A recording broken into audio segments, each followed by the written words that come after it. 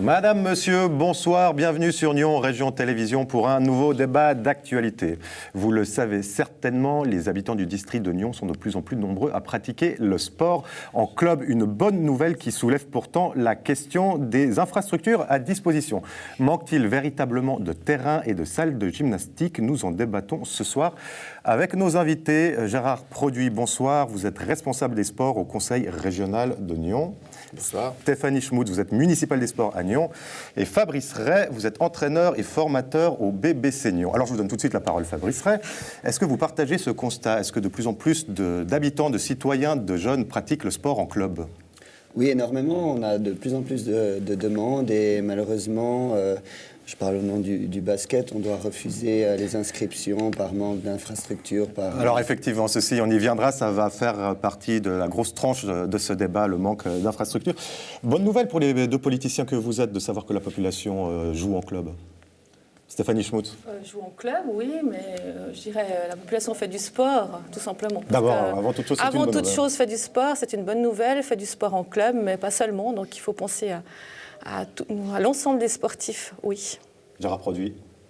Oui, alors je pense que c'est important. La réalité, si on reprend le dernier bilan, par exemple, qui mentionne, il y a toute une étude sur le sport et qui mentionne que le fameux sport pour tous, qu'on a beaucoup développé en Suisse depuis d'ailleurs des décennies, prend de l'ampleur. Alors les gens font partie de clubs, mais il y en a de plus en plus qui font du sport et qui, eux, ne font pas partie de clubs.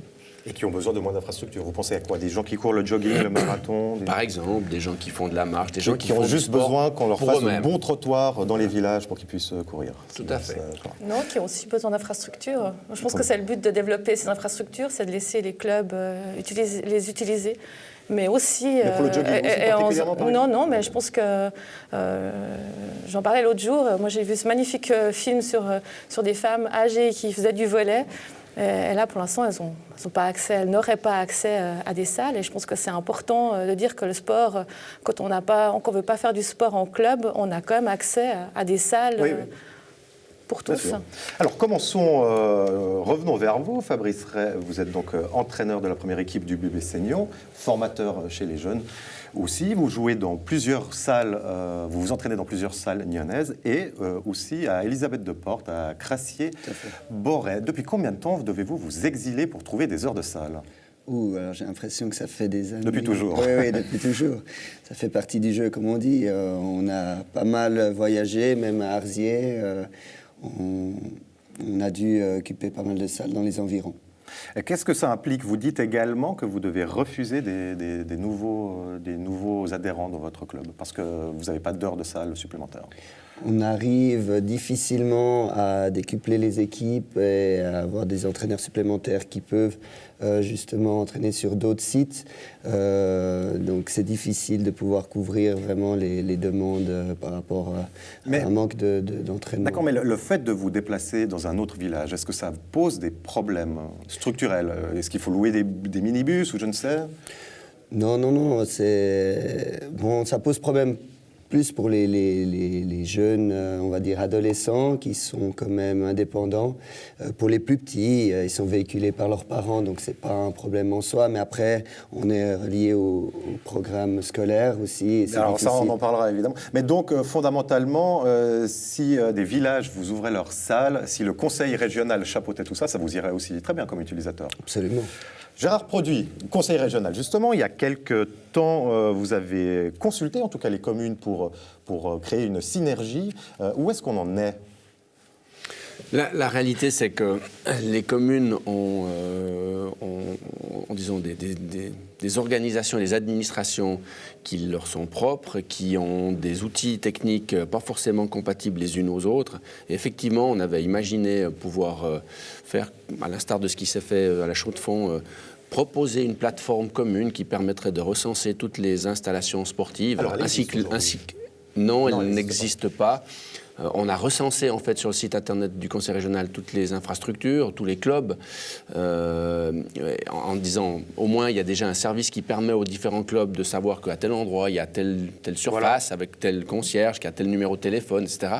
Puis ensuite, c'est aux institutions sportives de prendre contact. Mais la réalité, c'est que malheureusement, cette plateforme technique était difficilement compatible pour l'ensemble des communes. Et du coup, le projet n'a pas pu, en tout cas, se développer comme on le souhaitait. Donc, si je comprends bien, aujourd'hui, la volonté du Conseil régional de fédérer n'a pas abouti sur quelque chose sur des solutions pratiques qui pourraient intéresser le BBC Nyon, par exemple. Oui, je dirais que c'est... Alors, le constat que je fais, c'est que c'est assez difficile de fédérer. Le fait que...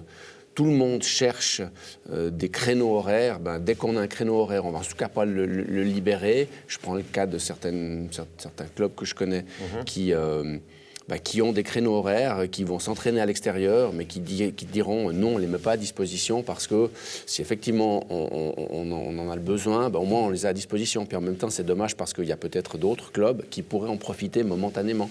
Et là, on espérait pouvoir optimiser un petit peu le système. Et puis aujourd'hui, clairement, entre clubs et autorités, il n'y a pas de consensus. Très bien, j'ai vu aussi que dans un sondage, il a été demandé aux communes si elles souhaitaient avoir un coordinateur régional pour les infrastructures sportives et les manifestations.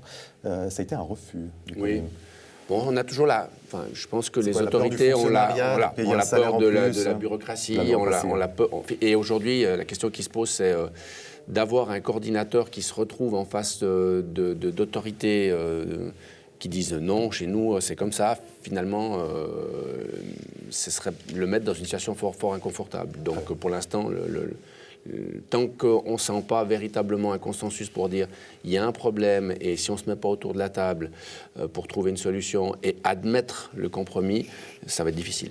Très bien. Bon, écoutez, on espère que les choses se débloqueront petit à petit dans les communes, puisque tout le monde pratique du sport, y compris dans les petites communes. Stéphanie Schmutt, ville de Nyon, municipale des sports.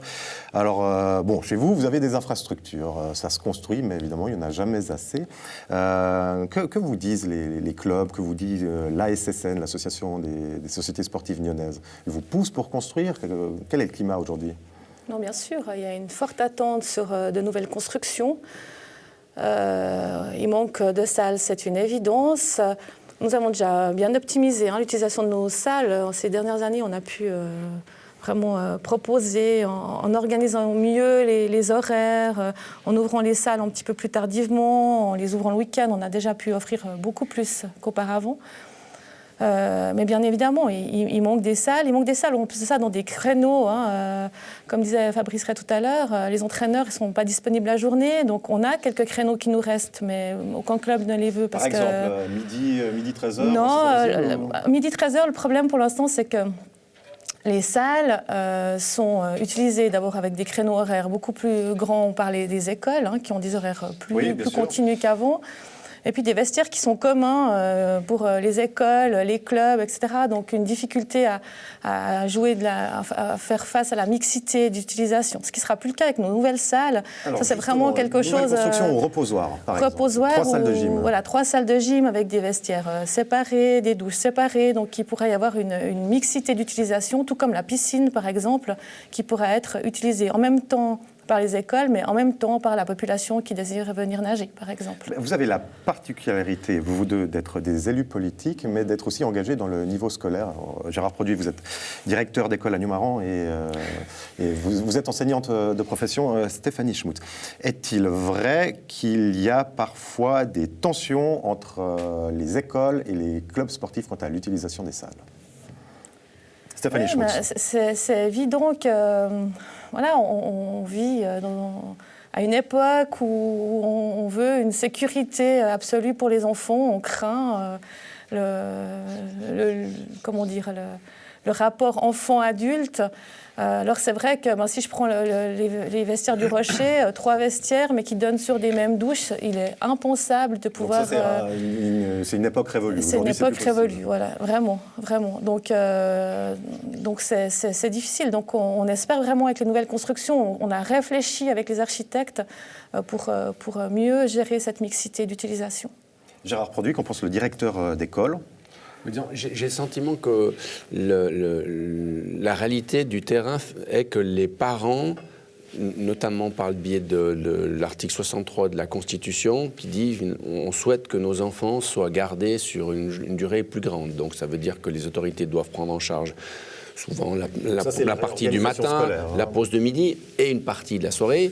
Dans ce contexte, il y a aussi une nouvelle loi scolaire qui modifie un petit peu l'organisation, qui fait que les horaires se sont étalés sensiblement. Et comme les horaires se sont étalés sensiblement, parce que finalement, l'école, la commune, a l'obligation de plus en plus de gérer les enfants en dehors du temps scolaire, on mange des plages horaires pour les sociétés sportives. C'est que les écoliers pratiquent plus dans les salles de sport qu'avant. Elles sont plus occupées qu'avant par les écoles. Non, pas forcément. C'est ça qui est dommageable. C'est ça qui est dommageable, et c'est que la réalité de l'organisation scolaire fait que si jusqu'à il y a 3 ans en arrière, on pouvait dire qu'à partir de 16h, 16h30, l'école n'avait plus cours, aujourd'hui c'est plus le cas, c'est jusqu'à 5h15.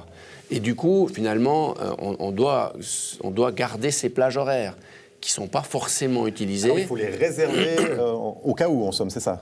C'est-à-dire que d'un semestre à l'autre, les horaires peuvent changer. On réfléchit comme ça. Okay. Et du coup, évidemment, que ce sont des créneaux qui ne sont plus à disposition des clubs sportifs. Fabrice Rève, c'est une réalité que vous côtoyez? Vous comprenez ce qui se passe avec cette réorganisation scolaire? Absolument, mais il n'y a pas simplement le fait de se poser la question si la salle est libre ou pas, c'est aussi les élèves qui sont en cours et qui ne peuvent pas s'entraîner avant la fin des horaires donc scolaires. En plus de ça, en tant que formateur, vous devez repousser l'heure des entraînements. Voilà, tout à fait, mais après... on voit quand même une souplesse au niveau des écoles. On a réussi à avoir des arrangements aussi pour midi où on peut s'entraîner après sans occuper les vestiaires.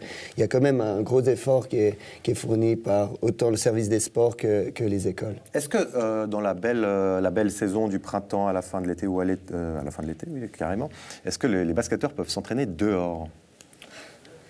Alors, on voit des playgrounds ici ou là, oui. Donc je vous le demande. Alors je vais vous parler franchement, on a un beau playground comme vous dites au Rocher, mais avec des paniers qui ne sont pas homologués, qui sont trop bas. Et malheureusement c'est difficile de travailler dessus convenablement. Mais on a toujours des moyens de travailler, on ne peut pas dire l'été non, c'est pas possible. Est-ce que pour faire de la musculation, du jogging, de l'endurance, vous avez besoin d'une salle de gym? Absolument pas. Vous avez un fitness où vous pouvez aller dans les bois? Oui, on est d'accord. Très bien. On rêve beaucoup à Nyon d'une halle multisport. On en parle depuis une bonne dizaine d'années maintenant. Est-ce que la simple construction de cette halle multisport à Colovray résoudrait tous les problèmes? Jamais. Il y en aura toujours. D'abord, on a une population en augmentation, donc c'est sûr que non, ce sera en plus d'avoir une installation sportive qui est justement complètement séparée du monde scolaire, donc avec une utilisation toute la journée. Je pense à des clubs qui se professionnalisent ou, comme je disais tout à l'heure, des groupes de population qui cherchent à faire du sport à des moments dans la journée, pas seulement le soir, qui aimeraient faire autre chose que du fitness ou de la course à pied. Donc je pense qu'on a besoin de ces installations sportives. Mais non, ça résoudra pas tous les problèmes. Il faut vraiment qu'on arrive à optimiser. Moi, je pense qu'on doit continuer à travailler avec la région, on doit continuer à travailler avec le canton, qui construit des salles. On a bientôt 5 salles à Nyon mises à disposition par le gymnase, oui. Mais qui les loue cher. Le canton a déjà annoncé qu'ils allaient augmenter le prix de location. Et puis qui refuse d'ouvrir ses salles le week-end. Donc, alors aujourd'hui, la ville de Nyon loue au canton, donc au gymnase, 20 francs l'heure de salle de gym et la refacture 5 francs au club. Donc c'est une subvention déguisée, vous mettez 15 francs par heure pour les clubs. Même 17 pour les jeunes, même puisque les jeunes payent 3 francs, les adultes payent 5 francs. Oui, c'est une subvention déguisée. Et vous dites que le canton veut augmenter les tarifs? Oui, il veut harmoniser les tarifs dans tous les gymnases. Et puis, nous étions en gymnase avec 20 francs l'heure, qui avait une location qui n'était pas trop chère. Je pense que c'est un véritable problème où il faut vraiment qu'on puisse agir et discuter avec le canton. Cette halle multisport, on sait déjà à peu près combien de salles elle comportera? Qu'est-ce qu'on pourra y faire ou on n'en est pas encore là? Si, alors salle, bien évidemment pour des sports en salle comme le basket, le volley, mais on aimerait faire aussi une salle pour les arts martiaux, un espace pour de la grimpe, Donc différentes salles de ce type-là. Et à quel horizon? Est-ce que tout cela dépend de la volonté de l'UEFA de construire son centre de congrès ou non? Exactement. Enfin, disons, on est en plan B. Donc, mais maintenant, les nouvelles autorités de l'UEFA ont pris place. Nous allons entrer en discussion avec elles pour savoir comment elles comptent continuer leur coopération avec la ville de Nyon. Donc, soit on travaillera avec elles pour construire ce centre multisport, soit on travaillera sans elles. Et Gérard Produit, le conseil régional, via le financement solidaire, participerait à la construction d'une telle halle multisport, puisque toute la région a besoin d'infrastructures. Alors, il va falloir démontrer l'intérêt régional, mais disons, il est évident que, et d'ailleurs les autorités nyonnaises le clament, la plupart ou près de la majorité, 60%, je crois avoir entendu ce chiffre, des membres des différents clubs nyonnais sont issus de la région. Donc évidemment qu'en fonction de la taille de l'infrastructure et de l'utilisation potentielle pour l'ensemble du district, le district jouera son rôle. Et effectivement, la démocratie l'emportera. Le DISREN, puisque vous évoquez le DISREN, oui. Le DISREN sera certainement mis à contribution pour des infrastructures. En tout cas, moi, je le souhaite, mais je le dis et je le redis, les projets partent des communes. Et on parle de piscines patinoires aux dimensions standards, aux dimensions, on va dire... Vous parlez de piscines patinoires, celle de Coppet ou vous évoquez d'autres projets dans le district, glandois? Tout le monde s'accorde à dire que de montrer la nécessité d'avoir une patinoire couverte, une piscine couverte dans des dimensions... qui permettraient en fait aux équipes de participer au championnat. Ce sont des infrastructures clairement qui sont extrêmement importantes et qui vont bénéficier à l'ensemble de la région. Donc la région, en tout cas, évidemment, ça doit passer par un processus décisionnel qui est usuel, mais la réalité, c'est que ça me semble évident que tant au niveau des études qu'au niveau de l'investissement, la région et les communes devraient être solidaires. Fabrice Ray, cette halle multisport, vous en rêvez? Vos équipes de jeunes, elles en rêvent? Elles se disent, dans 5 ans, on aura une toute nouvelle infrastructure incroyable à Collovray? J'en rêve depuis que j'ai 5 ans aussi. J'entendais déjà ça quand j'étais gamin. Non, c'est sûr que cette halle de sport pourrait permettre vraiment de pouvoir augmenter nos créneaux horaires et puis aussi permettre aussi à d'autres sociétés de pouvoir occuper des salles. C'est sûr, parce qu'il n'y a pas que le basket qui est demandeur, il y a à peu près tous les sports. Non, il n'y a pas que le problème de créneaux horaires, il y a aussi les situations optimales de match où une équipe ne peut pas s'entraîner sur un terrain sur lequel elle joue en match. Je prends l'exemple du Nyon basket féminin, qui s'entraîne uniquement 2 fois au Rocher sur 2 salles et qui joue sur 3 salles en compétition. Donc c'est pas une préparation optimale. C'est pas les mêmes dimensions, c'est ça? Absolument, c'est pas les mêmes paniers, donc c'est pas évident. Effectivement, pourquoi, alors question naïve et volontaire, je m'adresse à nouveau autant aux élus qu'à vous deux qui travaillez dans l'éducation, comment se fait-il que ce sont les communes qui payent les écoles, donc je ne parle pas des gymnases, donc c'est l'argent du contribuable nyonnais qui paye les écoles, et puis que vous n'ayez pas plus de mots à dire quant à l'utilisation de ces salles? Je reviens à ce problème de cohabitation entre écoles et salles. Bon, moi, je crois parce que le citoyen, il paye pour l'école, mais il paye aussi pour les infrastructures sportives. Alors, il y a une double obligation. La première, c'est que l'école doit dispenser un certain nombre d'heures de sport, c'est 3 par semaine, ce qui techniquement est facile à démontrer le besoin. Il y a tant d'élèves, on divise par le nombre de classes, et puis on a un nombre d'heures. Ça, c'est une obligation que l'État doit offrir. Et puis, parallèlement, les communes ont l'obligation de fournir des infrastructures. Donc, il faut conjuguer ces 2 obligations. Voilà, la réalité, c'est que on a l'impression que le directeur d'école est plus puissant que le syndic ou que la municipale. Je ne veux pas vous je pense qu'on est partenaire. Régulier, on est partenaire, on essaye de trouver des solutions. Et puis j'espère justement que ces nouvelles infrastructures qui permettront, comme je le disais tout à l'heure, la mixité, permettront aussi de placer des heures de sport à des moments où certaines salles ne sont pas utilisées à l'heure actuelle. D'accord. Mais je pense qu'il y a... comme directeur d'école, si je m'exprime comme directeur d'école, je ne cesse d'inciter mes collègues à essayer d'ouvrir, parce que finalement, à un moment donné, les horaires sont faits et en général, ils ne bougent pas sur 6 mois. Et il me semble qu'il y aurait des possibilités. Mais évidemment, alors certes, mais c'est aussi être capable finalement d'accepter plus de contraintes. On en a déjà énormément. Et c'est vrai que du moment qu'on offre une plage horaire à des aînés qui auraient une disponibilité durant la matinée, un mardi matin, la réalité c'est que quand on fera des tournois à Noël, quand on fera différentes activités, puis qu'on va utiliser ces plages, on va devoir dire à ces personnes, vous ne pouvez pas venir. C'est un message qui n'est pas évident non plus. Donc je pense que voilà, les autorités et les directions d'école ont tout intérêt à collaborer, ça se passe assez bien. Même si c'est vrai que des fois, comme syndic, je dis mais il faut qu'ils acceptent. Et puis des fois, comme directeur, je dis pour ça, vous arrivez à collaborer avec vous-même. Les autorités doivent accepter, effectivement.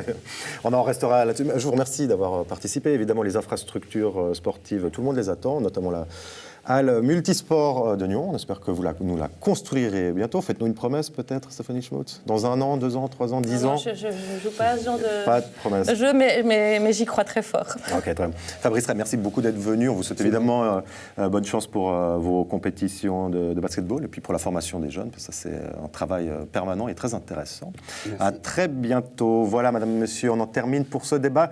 Ce soir, je vous rappelle que vous pouvez voir et revoir toutes nos émissions sur le site internet nrtv.ch. On se donne rendez-vous la semaine prochaine pour une nouvelle émission. Ciao, ciao.